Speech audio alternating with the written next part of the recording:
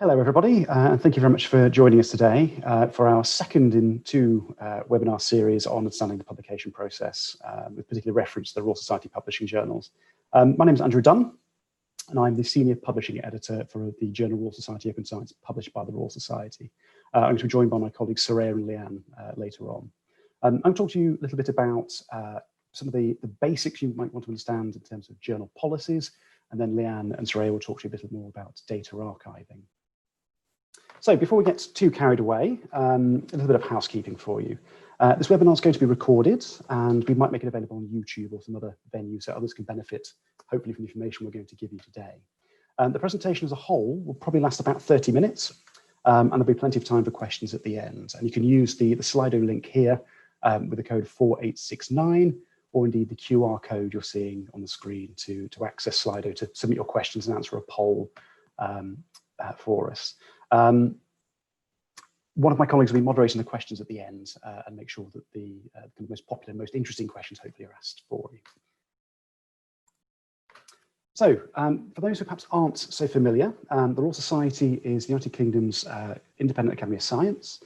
We're a fellowship of many of the world's most eminent scientists from all areas of science, technology, engineering, and medicine. And our mission, as the slide describes, is to promote, recognise and support excellence in science to the benefit of humanity. And we do this a number of ways: through grants work, public events, which of course are a little more difficult this year, unfortunately, and most pertinently today for our journal publishing efforts.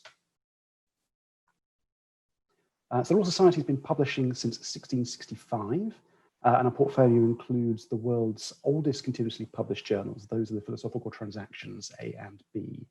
Our journals cover all the scientific disciplines, including cross-disciplinary work and history of science.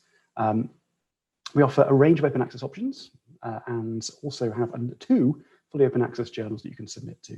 There are a range of article types available as well, from your standard sort of research papers through to registered reports, replications, negative outcome studies, opinion pieces, evidence synthesis papers, reviews, and indeed more. So in general, if you want to submit to our journals, we can find a home for your research. So I'm going to walk you through some of the things you might need to understand when selecting journal, how to submit a paper for publication. And this part of the presentation will probably take about 15 minutes. So I think the first thing to say is that there are a very wide range of policies that journals and publishers have adopted to support their publishing endeavours and to provide guidance and support for authors. It's important that you understand your obligations as authors before you submit to a journal, and also so you understand what journals are, or the responsibilities journals have towards you as well. Many funds and institutions now require that research will be, that they fund that, or conducted at, for that matter, will be made open access, for instance. So you need to be aware of what your funder or your publisher, beg your pardon, your funder or your employer expect of you when you're submitting your research. But associated with that is you need to be aware of what conditions publishers have for publication. Again, Leanne and Soraya will talk about this in greater depth shortly, but do you need to make your data accessible or format your paper in a particular style when submitting? All this information should be available at the journal or publisher's website. Again, as I mentioned a moment ago, do you need to make your, or indeed want to make your work available under an open access license? If so, what kind of open access is available at the journal or the publisher? I'll talk about two example kind of models of open access shortly. Copywriting. You spend a lot of time and effort producing your work. You need to make sure you understand who retains access to your copyright if you've submitted it, and have the paper accepted and published. Many publishers, including the Royal Society, now ensure that authors retain copyright of the work, but not all do. So again, make sure you understand what you're being asked to sign if you're asked to sign any copyright or license to publishers agreements. It's also worth bearing in mind that whilst many publishers permit the use of preprint service for deposition of work before it is submitted to a journal for publication, not every publisher does permit the use of preprints before you submit before you submit your research to the publisher for consideration for publication. Be aware and ensure that you understand what you can do before you submit your work, and indeed after you submit your work to a repository or indeed a journal. Many publishers, including the Royal Society, will have made their journal policies available online, either on so-called umbrella pages like ours here, or indeed at the individual journal homepage level. Generally, this information will be very clear, and you'll be able to find the answers to all common questions on the journal websites.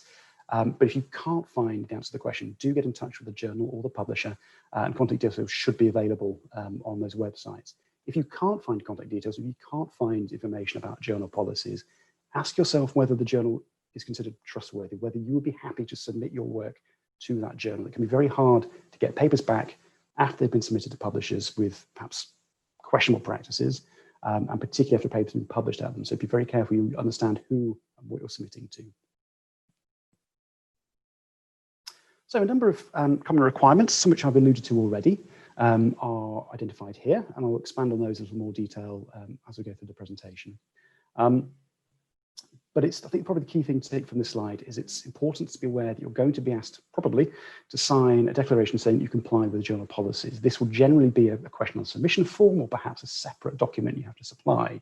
But it's important that you are aware of the responsibility of the author to ensure that you know what you're signing up to. But again, journal administrative officers are there to help you. If you ever find a question you're not sure the answer to, get in touch with the journal. They'll be able to help you. And it's far better to ask those questions before you submit a paper than it is generally during the submission process, as it can save a lot of time and potential disappointment down the line if your first choice journal can't supply the policies that you are required to sign up to or want to sign up to.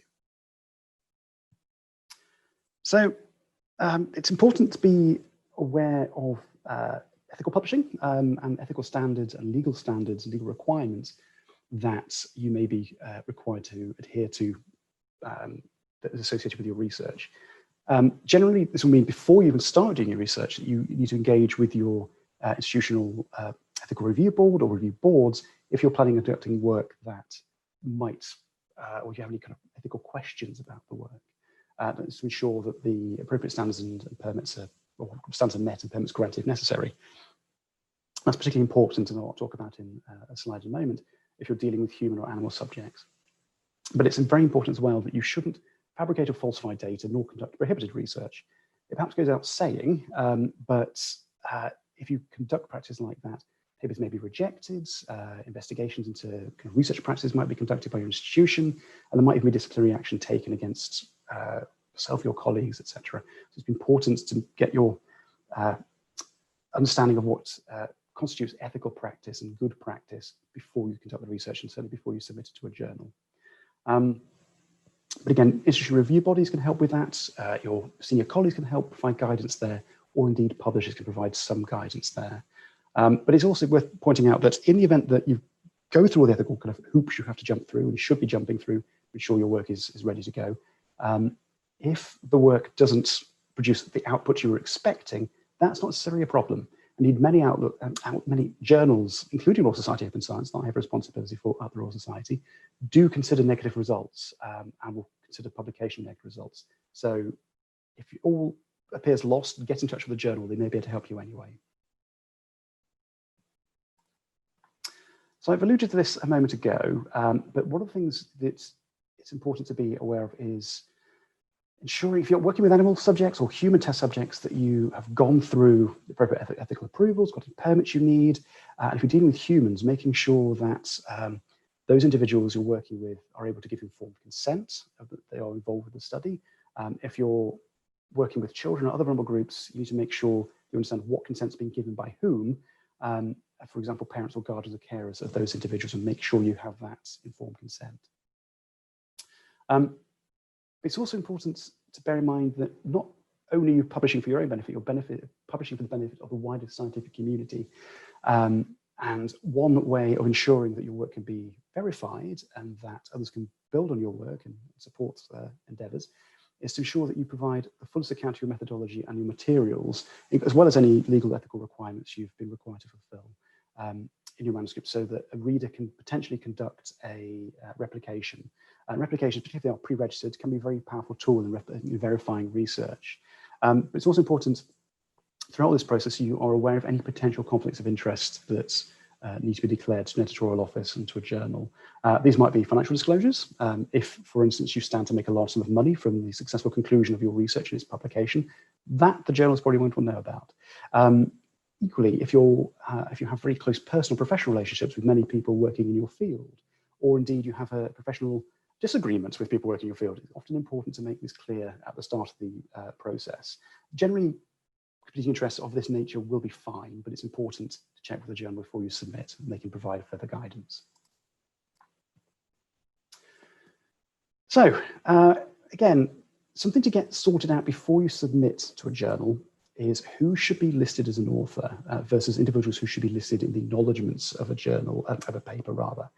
Our working definition of who constitutes an author is based on the International Committee of Medical Journal Editors guidance.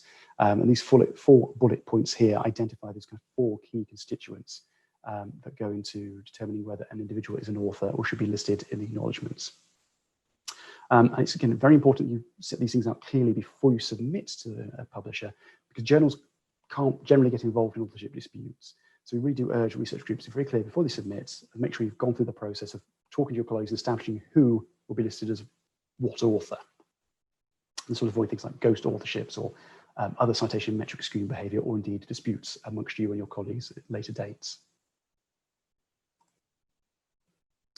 So some tips to bear in mind in terms of authorship.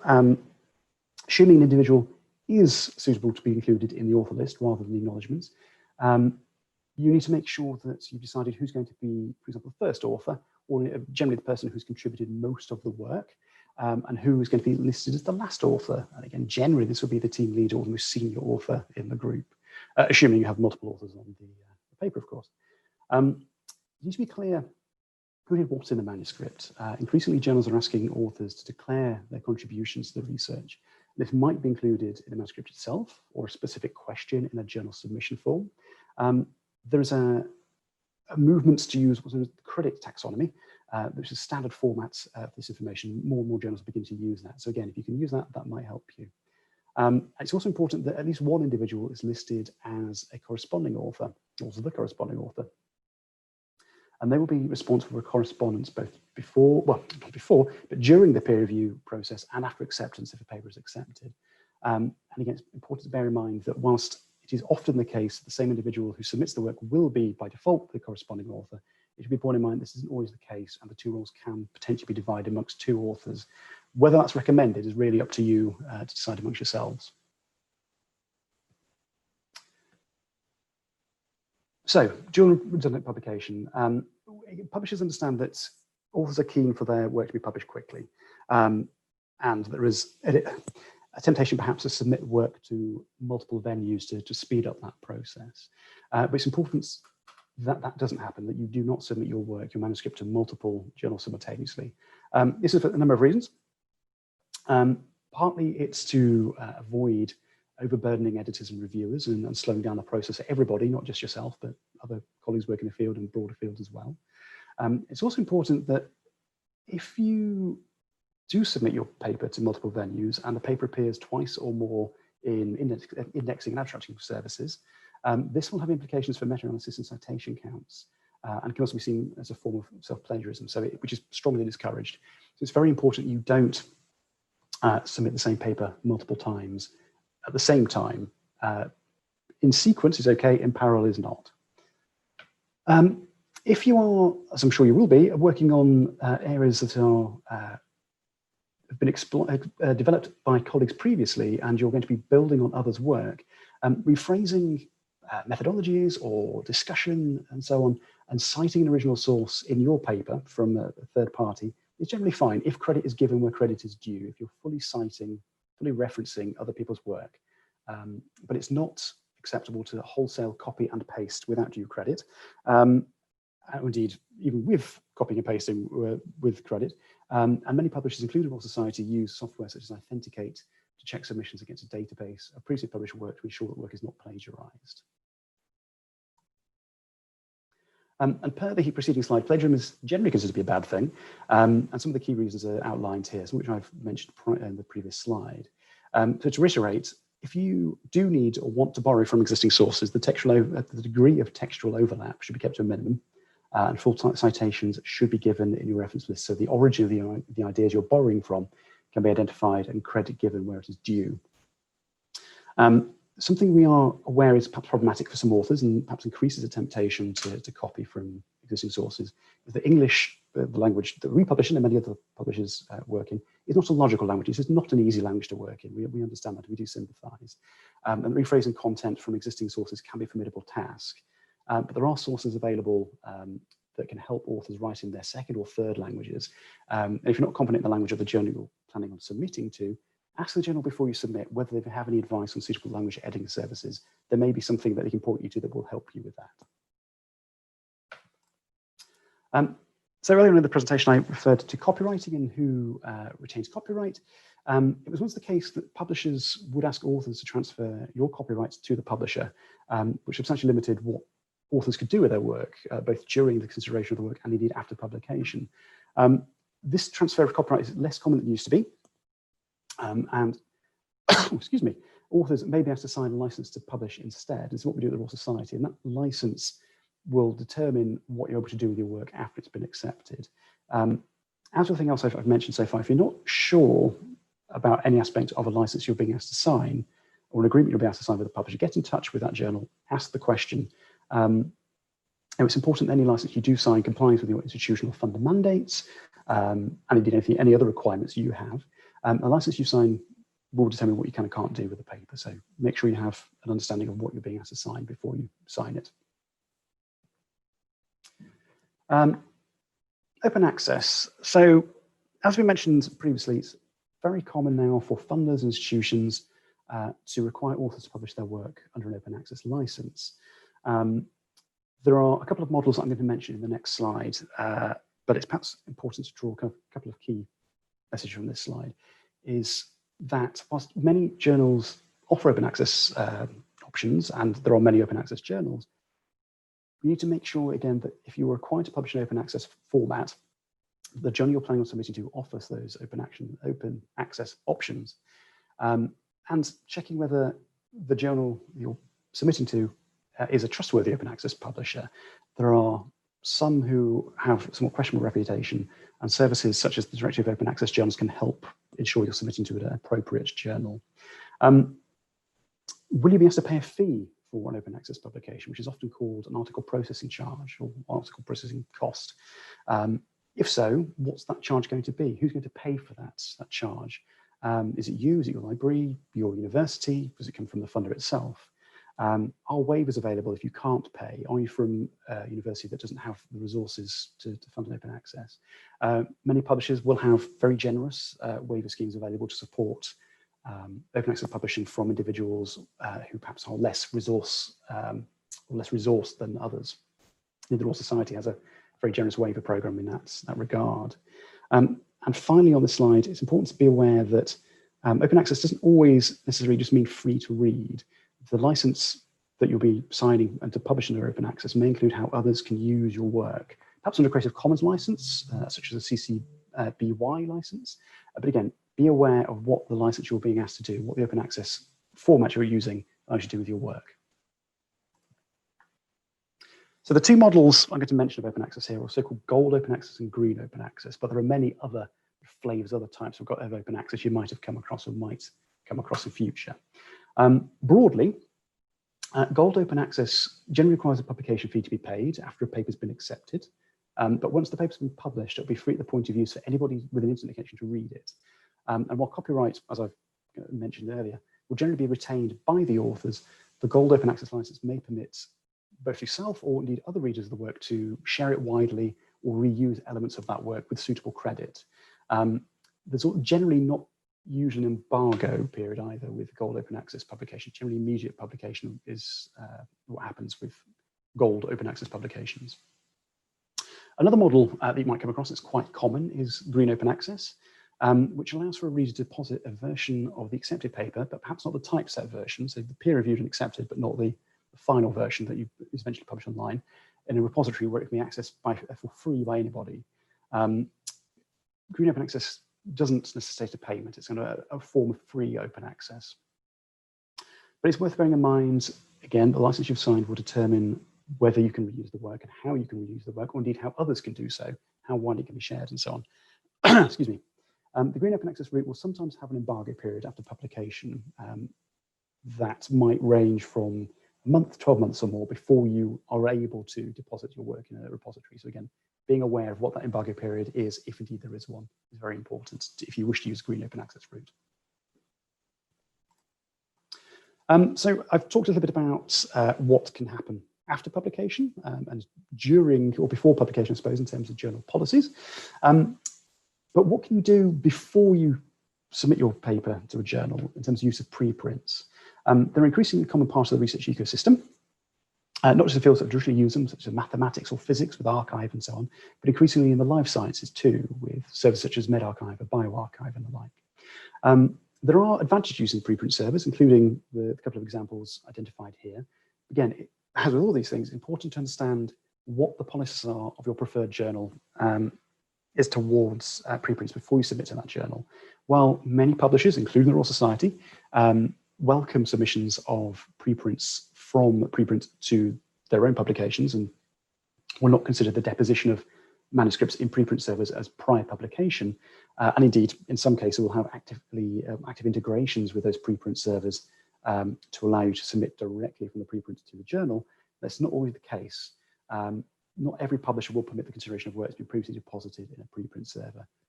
And to repeat my mantra of this talk, if you're not sure, check with the journal or publisher before you use the preprint, before you submit your preprints to the journal. This little stack of logos here gives you some examples of common preprints that are available. Some are subject agnostic. They don't have any particular subject definition. Others are more subject specific. And it may be more appropriate to use a more subject appropriate preprint server than a generalist one for your work. But here are some examples, and there are many others you might have heard of and might be able to use. So before I hand over to my colleagues, a quick reminder that you can send your questions to us at the Slido address, either through the QR code or logging to Slido and using 4869 as the code. And we'll look forward to your questions at the end. But thank you for your time today, and I'll hand over to my colleagues, Saraya and Leanne. Thanks, Andrew, and hi, everybody. So we appreciate that sharing your data can feel odd to begin with. This does, however, follow the trend of making science more open to all, for example, through open peer review, open access, and so on. Many journals already request that data be made publicly available, so it's important to develop good habits as soon as you can. And there are many benefits to doing this. Your scientific contributions are preserved. Others can build upon your work and find new uses for your data. Readers can replicate and verify your findings, and it allows appropriate credit to authors if DOIs are assigned to datasets. So you've collected your data, but what needs to be available to reviewers, editors, and readers? Primary data, datasets, code, details of software required, analysis code such as R scripts, and other digital material should be accessible. Please also remember that research data can be observational, experimental, simulated, derived, or metadata. You may not need to submit the raw data collected during an investigation if the standard in the field is to share data that have been processed. For example, CSV files recording response to stimuli rather than the electrical signals on which they were based. If processed data are supplied rather than raw data, this should be clearly stated in the manuscript. Exceptions to the sharing of data, code, and materials may be granted at the discretion of the editor, especially for sensitive information such as human subject data or the location of endangered species. But authors must disclose upon submission of a manuscript any restrictions on the availability of data, code, and research materials. When it comes to preparing your data, have you included everything that might be useful to other researchers? Is it in a clear format? have you taken into account any sensitive data? If you were reviewing your manuscript, what would you expect to be available so the data can be accessed and assessed? If you were to review your data in a decade, would you be able to understand and reproduce what was done by following your own methodology and descriptions? While you ponder on all of that, I will now pass you on to my colleague Leanne, who will now talk about data repositories. Leanne. Thanks, Raya. Hi, everyone. So there are many repositories available for you to deposit your data, dependent on the type of data and the subject field. So a repository is an online storage space which allows research data to be preserved across time, and it means that any interested researcher, reader, user can find it. It's important to bear in mind the main principles of data sharing. So the FAIR principles, for example, are a really useful foundation for this. So are your data findable, accessible, interoperable, and reusable? Research data repositories ensure that authors can deposit their data in a way which abides by these principles, dependent on the subject and discipline. So, for example, biological sciences, which describe sequence data or genomics, should ensure that all relevant nucleic sequences are uploaded to the NCBI sequence read archive or to GenBank. Modeling and simulation studies, which use code, custom or source code, should be available in a software-focused repository.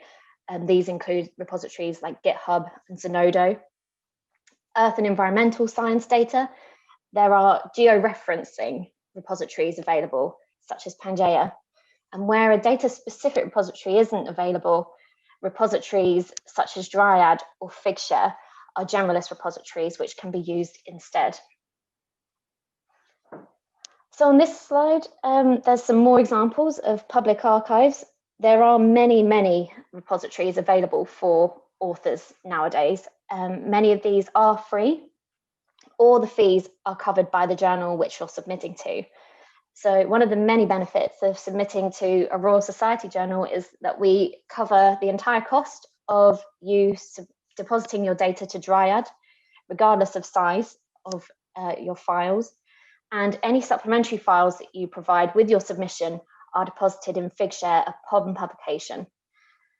As part of the Royal Society's open data policy, we ask that data and code are hosted in a public recognised repository, ideally with an open license of CC0 or CC BY, clearly visible on the landing page of your dataset. Use of Google Drive, Dropbox, and other cloud services are not generally acceptable because of their lack of permanence. Just remember that data and code should be deposited in a form which will allow maximum reuse. So on this slide, we have a typical example of a data availability statement within a manuscript. So unless there are sort of exceptional reasons for doing so, we will not generally accept statements such as data and code are available upon request from the authors. As a minimum, we ask that sufficient information and data are required to allow others to replicate the study findings reported in your paper. So if an interested reader wanted to reproduce your results, they have everything they need to do that here in this statement. Editors and reviewers are asked to report on this within their referee reports. So these should ideally be available at the initial submission stage, either as supplementary material or hosted in an external repository with the link included in the manuscript. If you're unable to do this, always contact the editorial office to discuss alternative options. And it is also best practice, such as in this slide, to cite and reference datasets and code and the repository which they're hosted in. So this means that any datasets used or described in your paper should be appropriately cited, with the full reference added to the bibliographic references list at the end of your paper.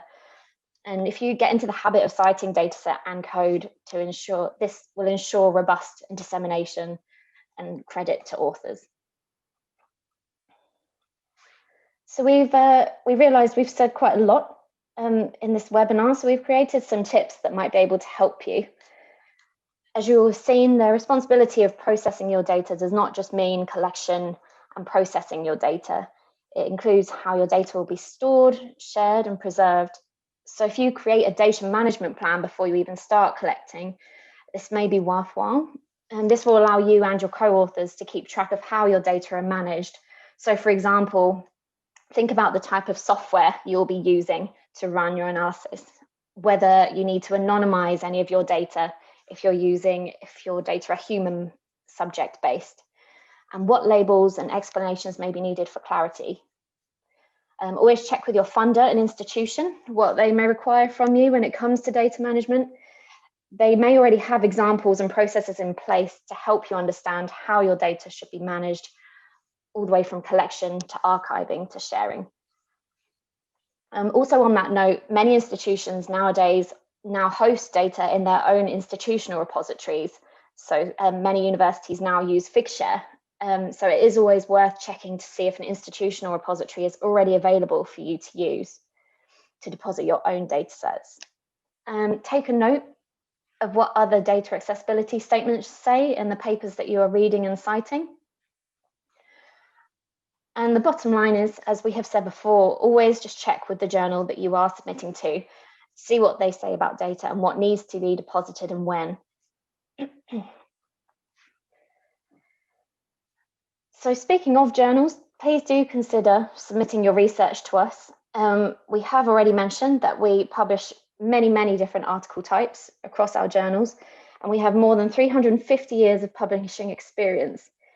By submitting to us, you also contribute to a charitable organisation which promotes and supports excellence in science. So this final slide includes some useful resources and links to assist you further in understanding the requirements of journals. So please feel free to take a screenshot of this for your reference. We hope that we've answered some of your questions today, but I will now pass back over to my colleague, Soraya, who will be taking the questions you have submitted and any additional questions you may have. Soraya. Thanks, Leanne. So I'll just keep on this slide for a little bit longer so you can take a screenshot or jot down some of the URLs. These might be useful whether you're an author, reviewer, an editorial board member, or if you're just interested in different aspects of the publishing process. As we mentioned before, today's webinar and the webinar held last week will be available through a video in a few weeks' time, so you can go through these at your leisure. But as for today, if you do have any questions, you can still submit to us.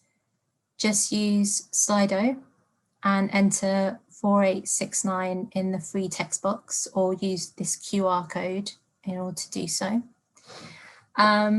Before we move over to the Q&A section of today's webinar, we wanted to have a look at the answers you provided when it came to answering the participant survey, again on Slido.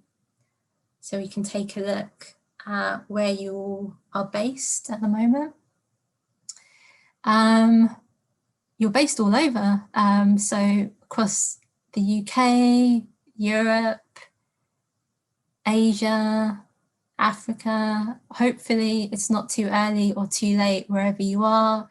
If it is, sorry about that, and thanks for sticking with us. We can take a look now at where you are in terms of your career level, and most of you are postgraduate students.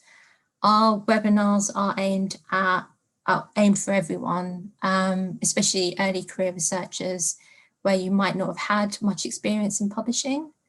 So we're glad to see there's a whole spread of you tuning in today.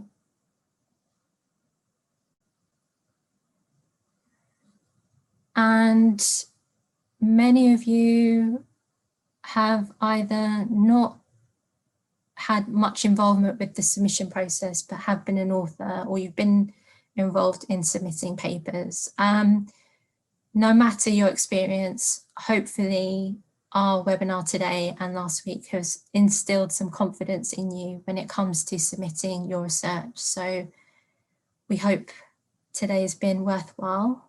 And I think the next one we can see what you wanted from today's webinar. And you guys wanted to know how to write an excellent scientific paper and wanted to know about the publication process, about submission, peer review, decisions. Hopefully we've covered that today. If not, you can always ask a question through Slido. Again, use the number 4869 on slido.com. But I'll invite Leanne and Andrew back and we'll attempt to answer some of the questions that you've already posed to us. Okay. So one question is it okay to reuse content directly from my thesis as it hasn't been published elsewhere? Andrew, is that something you'd like to answer? Yes, sure. Thank you, Soraya, and thank you, Mark Shield, for the question. Yes, absolutely fine. For Royal Society journals, at least, it's important, again, to be clear with the journal you want to submit to what their policy is regarding reuse of thesis content. Many publishers will be okay with that. Some see it as a form of sort of preprint submission, if you like, if it's available in an e-thesis database and so on. But the Royal Society journals will be very happy for you to use parts of, or indeed chapters from, arguably especially entire thesis, if it packs down into a scientific paper format, for that to be submitted to a Royal Society journal. So the answer to your question is yes. Cool, thanks, Andrew. Another question regarding the open access code and data. Is there someone from the journal you submitted to really check your code works or not? Thanks. Oh, that's a risky question. Leanne, would you be able to answer that? Yeah, sure. The short answer is yes. So for individual journals, so for example, I work on Royal Society Open Science specifically, and we do have associate editors who are already working in the field and are very familiar with all sorts of Python, R code, analysis scripts, and they will sort of, I know many of our editors are very savvy in that aspect. Referees are mainly asked to make sure it is available, and they do, as some reviewers even that we have had in the past, if they are submitted to the right subject section, whether it be computer science, whether it be biological sciences, they actually provide our scripts if anything is incorrect. Cool, thanks, Leanne. Let's say I published 2 similar papers, at least with the same theoretical framing. Is using approximately the same literature review considered self-plagiarism? Andrew? I thought you might ask me this one. Yes, indeed. It's an interesting question, really. I think it would be contingent upon the scale of the kind of the overlap that you're planning on using in this scenario. Again, whether it's fully referenced, fully cited, the additional external literature you're citing.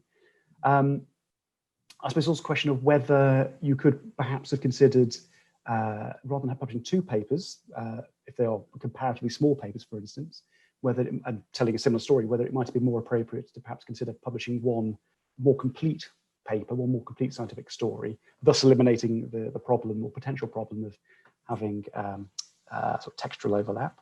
Something perhaps I don't think I mentioned actually in my part of the presentation, which I should perhaps mention here, that when journal publishers use software such as Authenticate to check textual overlap, one thing they are generally looking for, and certainly we do at the Royal Society, is the sort of the threshold of overlap. There may be a percentage score, perhaps, that is used to determine whether the journal should be checking with the authors of that paper, whether there is something could be done in terms of tweaking the degree of overlap try to minimize it, or indeed if the overlap is considered to be too high, whether indeed it would be appropriate for that journal to reject the paper.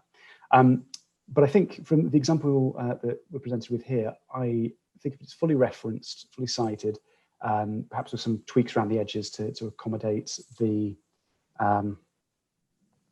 difference in two papers, that will probably be fine. It's also worth mentioning that where the overlap appears in a manuscript is important as well. I think publishers, and certainly we do, we recognise that a degree of overlap in your introduction or your proposed methods, that is often, and indeed your bibliography, I suppose, for that matter, is likely to be likely to take place by the nature of the beast. That you're building other people's work, you're working in similar areas, so you're going to want to borrow ideas potentially. Where it tends to be less appropriate for a high degree of overlap is in the results or discussion and conclusions of your paper, as at least in theory, they should be original and based on the work that you have done rather than someone else's work. Though again, you may, I suppose, be citing additional third-party work to support some of the conclusions you're drawing and so on. So I'm going to go with a hesitant, yes, it's fine to do that if you are fully referencing and if it's in the non-results discussion or conclusion part of your work. Cool. Next question. Is there a fee for publishing an article as non-open access? Andrew? That's a really good question.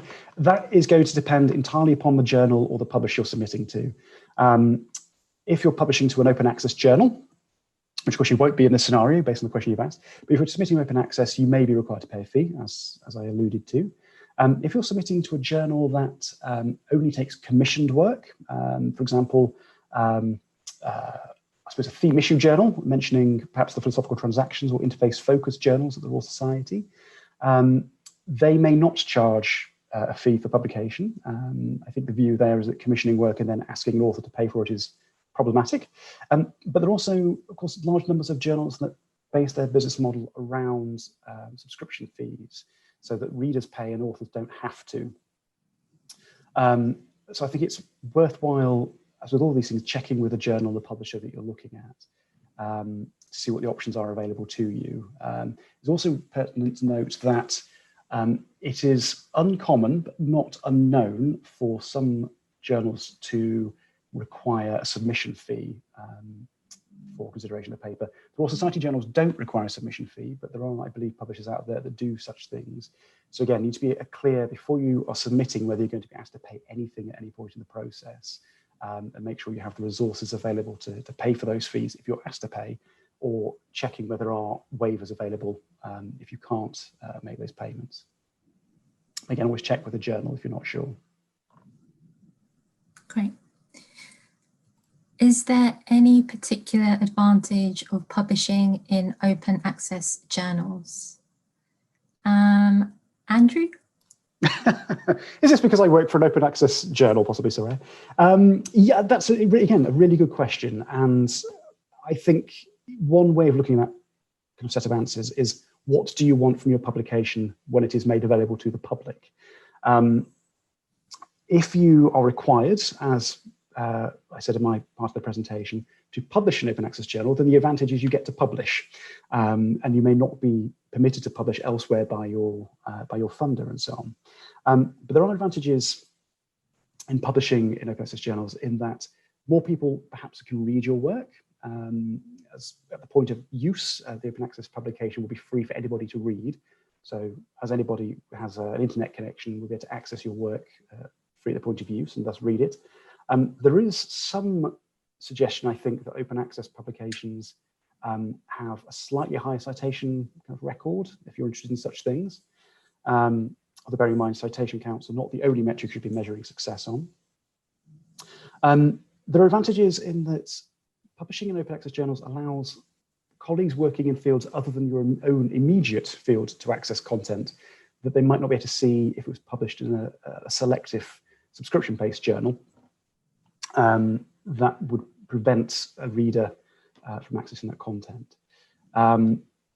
So I think that you can argue there are advantages, but again, I think it's kind of what you want from the ultimate publication yourself as the author that will determine whether you see those as advantages versus the benefits or otherwise of publishing elsewhere.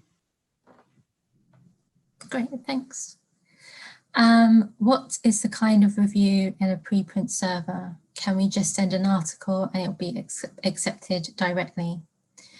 I guess it depends on the preprint server. I think, and someone correct me if I'm wrong, if you upload your manuscript into a server, the staff there will make some initial checks, but largely it will be posted within 24 hours, maybe a little later, of you uploading it.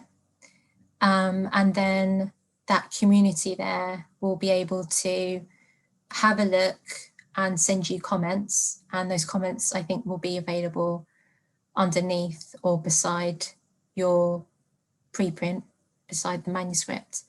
And then you can make some changes and some amendments, and you can upload different versions of your preprint, and that should appear, or all the different versions should appear in your preprint record. It does depend on the preprint server, but I think that's at least how bioRxiv acts. So there is some sort of initial checks that are done, but I don't believe that anyone's invited to review your preprint. It just depends on who's interested in your paper and who's looking at it and who will be making comments on your preprint. Thank you. Open access.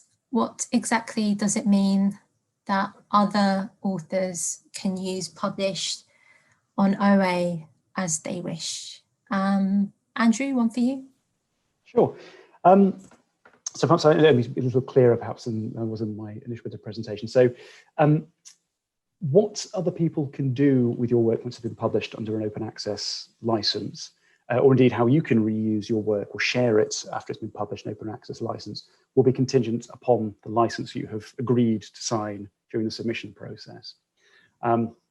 There are various iterations of open access license. As I've alluded to, the two models of open access publishing I mentioned, of gold and green open access, will be defined to some extent by the license you choose.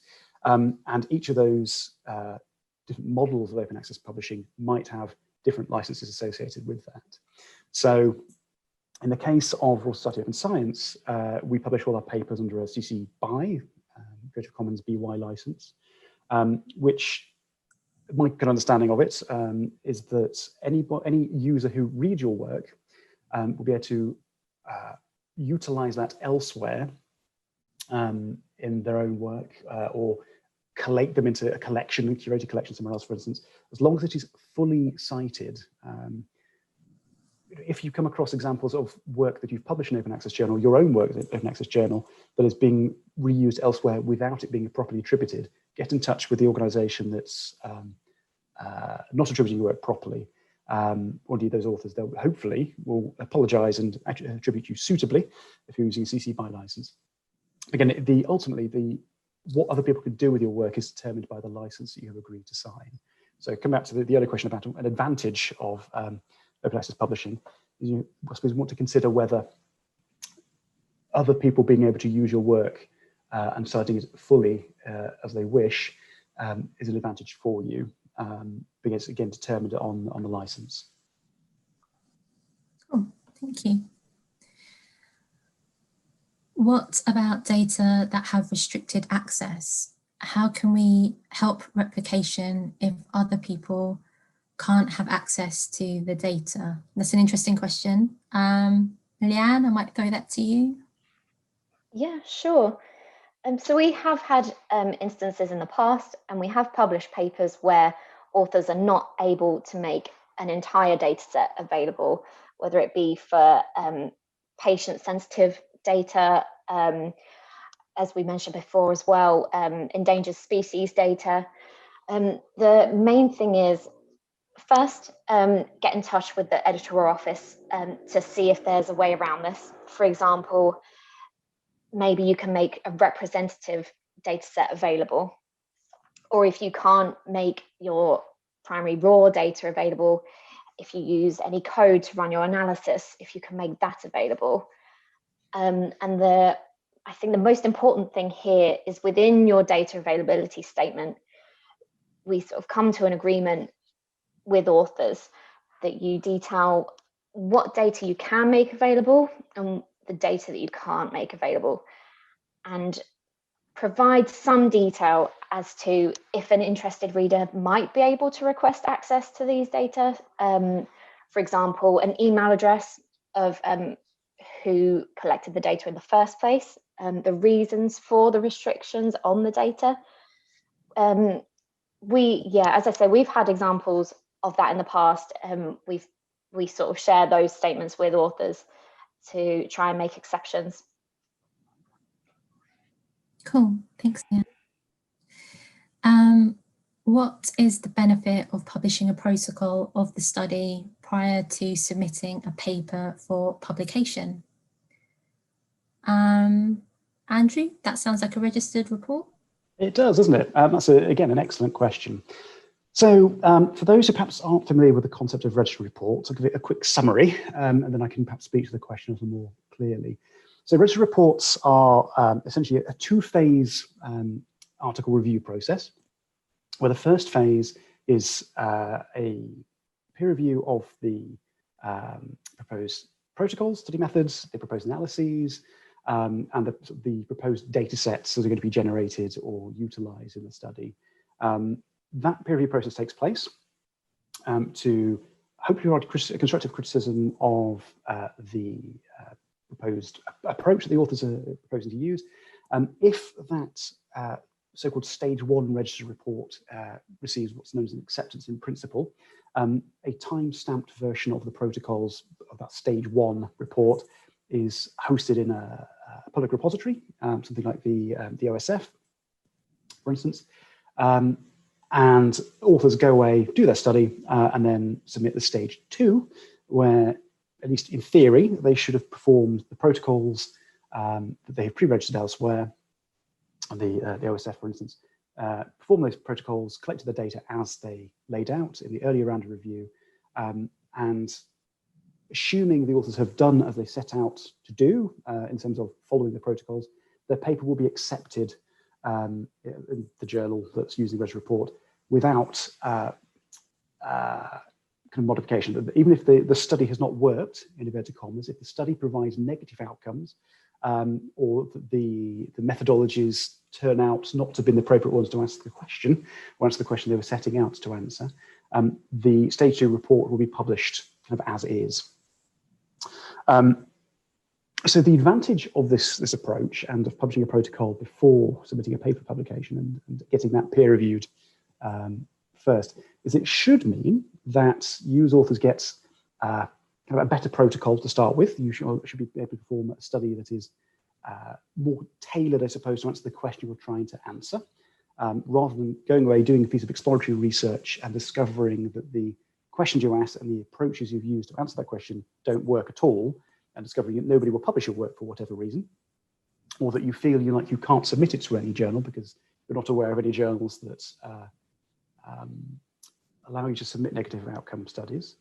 But also, it hopefully means that because the work has been pre-registered and you've had that analysis, that review of the analysis and the protocols beforehand, that the output of the study is better, in inverted commas. That the study should, we hope, and you will hope as authors, will produce the outcomes you were perhaps expecting, but also is a means to avoid some of the publication ethics problems that are sometimes experienced, things like p-hacking, for instance, or trying to generate a hypothesis after your results are known, harking, as it were. So what effectively happens is you have a study with a registered report that is perhaps a truer reflection of the science you're doing, if it is a hypothesis-driven research, than trying to fit a hypothesis to a data set after the fact.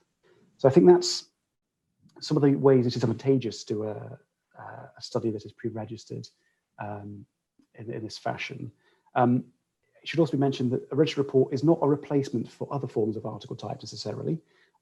Exploratory research still has a place, and journals such as Royal Society Open Science that do offer registered reports will also generally offer other article types to allow you to submit the type of paper, the type of research that you want to do. And coming back to the point I was making about negative outcomes, even if your registered report doesn't work, as we're expecting, you still get published, you still get the citation, you still get the benefit of having done the work through that attributable output. And again, even if you have conducted exploratory research that hasn't worked, journals such as Royal Society Open Science that do allow you to submit negative outcomes or negative results do exist and would welcome those negative studies to ensure that other people can benefit from your experience and trying to avoid some of the pitfalls perhaps you might have struggled with. I hope that answers the question in a very roundabout way. Cool, thanks, Andrew. We're coming up to the end of our hour, so we might be able to answer one or two more questions. Final ones, does the preprint version have to be the same as the one submitted to a journal? Ideally, yes. It depends on what the journal you're submitting to says.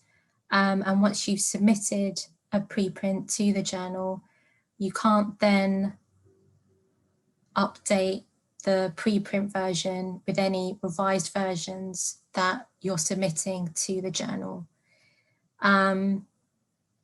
Again, have a check to make sure what the journal you're submitting to says about preprints. For Royal Society journals, that's the case. And when you're submitting a preprint to the journal, make sure you mention that in your cover letter. And if your manuscript does end up getting published in the journal, you can also update your preprint record to say where it's being published, so that can be updated too.